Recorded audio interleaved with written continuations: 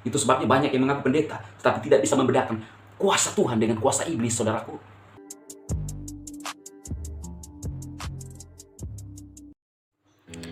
Nah, saudaraku, di sini jelas ketika Pastor Andi Simon bertanya ke orang ini, "Siapa kamu?" Dan dia menjawab bahwa dia adalah Lucifer. Tentunya roh yang ada di dalam dia adalah roh Lucifer, artinya ini adalah uh, raja iblis, raja setan. Saudara, iblis ini kepanasan ketika melihat tangan Pastor Andi Simon dan menepuk orang ini. Dan adakah orang di luar sana yang kepanasan melihat Pastor Andi Simon menepuk-nepuk orang sakit dan sembuh? Dan ini adalah nyata ya saudaraku. Ini bukan rekayasa pada saat Pastor Andi menepuk dada orang ini dan terbebas saat itu juga. Nah, banyak orang yang tidak bisa memahami hal ini karena ini adalah pekerjaan yang sungguh luar biasa dari Tuhan untuk manusia, dan ini adalah suatu manifestasi yang sungguh benar terjadi, saudara. Ketika orang terbiasa dalam pelayanan seperti ini, maka orang akan mengetahui. Tapi ketika orang itu tidak pernah melakukan seperti ini, maka orang hanya melihat ini sesuatu yang sepertinya adalah acting, tetapi karena mereka tidak mengalami dan bahkan tidak mempraktekkan kuasa Tuhan. Dan kita lihat real kuasa Tuhan nyata buat orang ini di tangan Pastor Andi Simon, dan orang ini dilepaskan. Kuasa Tuhan selalu nyata, saudaraku, dan tidak pernah ada sejarahnya kuasa iblis menang atas kuasa Tuhan. Tidak pernah.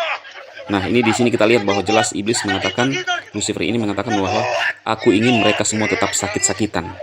Seperti yang disampaikan dalam Alkitab oleh Tuhan Yesus sendiri bahwa iblis datang hanya untuk mencuri, membunuh, dan membinasakan. Itu sebabnya kita harus menyatakan kuasa Tuhan, bahwa kuasa Tuhan, mujizat Tuhan itu masih tetap ada sampai saat ini, saudara. Percayalah kepada kuasa Tuhan, percayalah kepada mujizat Tuhan, karena untuk itulah Tuhan datang untuk melepaskan kita. Amin.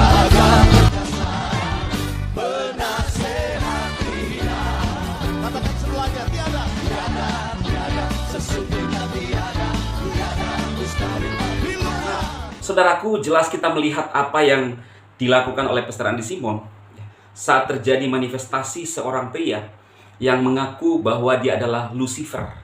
Siapa itu Lucifer? Ya, banyak pertentangan di sini juga, atau ada yang tidak sepaham ketika saya menyampaikan bahwa Lucifer itu adalah raja iblis.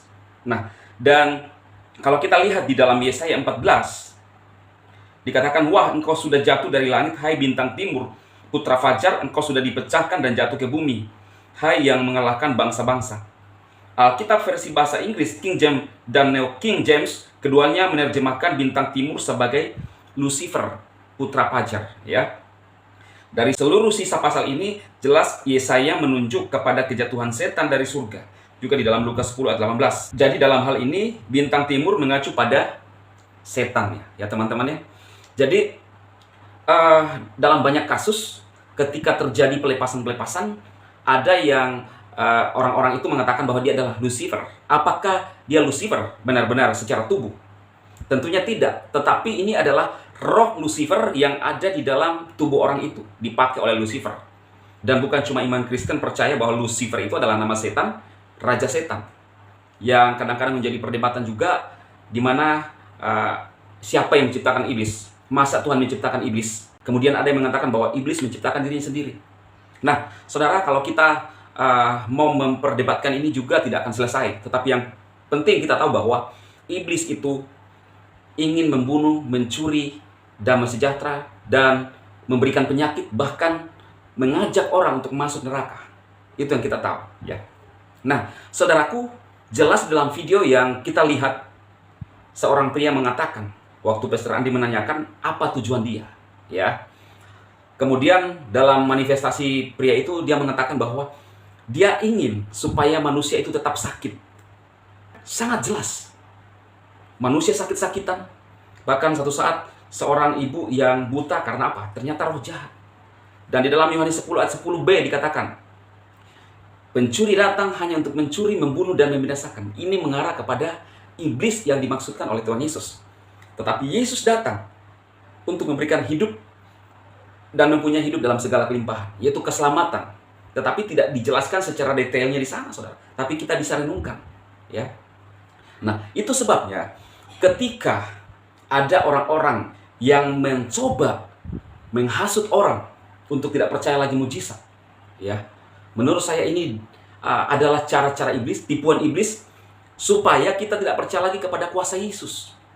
Saudara, saya sudah sering membahas dari channel ini bahwa Yesus itu, kuasa Yesus itu, mujizat Yesus itu nyata sampai sekarang. Tetapi permasalahannya adalah siapa yang mau dipakai oleh Tuhan untuk menyatakan kuasanya di muka bumi ini? Siapa yang memberikan hatinya kemudian dengan imannya kepada Yesus Kristus untuk menyatakan kuasa kemuliaannya? Dan kita sudah melihat apa yang dilakukan oleh Pastor Andi Simon dalam pelayanannya, saudara. Dengan kuasa Yesus, jelas-jelas kuasa Yesus yang digunakan oleh Pastor Andi Simon. Mendoakan orang in Jesus name, di dalam nama Yesus. Ketika melepaskan orang yang kerasukan, di dalam nama Yesus, lepas. Lalu yang mirisnya, masih ada hamba-hamba Tuhan, pendeta-pendeta yang tidak percaya itu. Padahal nyata-nyata sudah dilakukan pelayanan Pastor Andi, semuanya clear, sembuh atas nama Yesus. Apakah kita bisa menafsirkan lagi bahwa masih ada Yesus yang lain selain Yesus Kristus yang diberitakan di Alkitab? Nah, saudara, tujuan saya menyampaikan ini, saudara, adalah untuk menyatakan kebenaran Alkitab bahwa kuasa Tuhan masih nyata sampai sekarang ini. Kalau ada orang berkata bahwa mujizat tidak ada lagi, itu menurut saya tipuan iblis. Karena iblis mau menghalangi orang untuk percaya kepada kuasa Yesus. Iblis gemetar kepada nama Yesus, saudara. Yesus yang mana? Yesus yang diberitakan oleh Simon Petrus, Paulus, Pastor Andi Simon, yang saya pun beritakan isi Alkitab. Dan sekali lagi miris, ada pendeta-pendeta mengatakan bahwa mereka ini, pembuat-pembuat mujizat ini, bukanlah saudara seimannya. Padahal mereka pun ini, pembuat-pembuat mujizat ini, percaya kepada nama Yesus, bahkan melakukan mujizat dalam nama Yesus. Jadi pertanyaannya di mana, saudara? Menurut saya, orang-orang yang tidak percaya mujizat adalah orang-orang yang buta secara rohani. Walaupun mereka berbicara tentang Alkitab. Iya. Karena firman Tuhan itu nyata sampai sekarang. Ketika Alkitab mencatat bahwa pergilah jadikan semua bangsa muridku, baptis, dan kamu akan disertai oleh tanda-tanda heran ke seluruh dunia, beritakan kabar baik. Itu masih terjadi sampai sekarang. Sampai kesudahan zaman. Tidak perlu ditafsirkan, saudara. Tinggal dilakukan aja.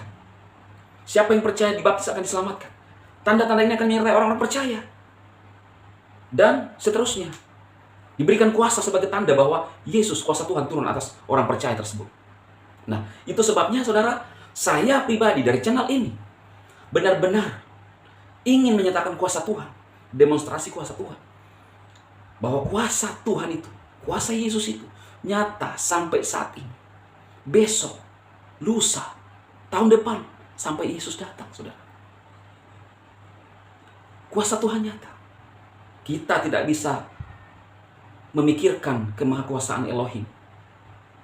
Bahkan, Tuhan bisa menggunakan apa saja menjadi alatnya. Kalau manusia itu sudah tidak percaya.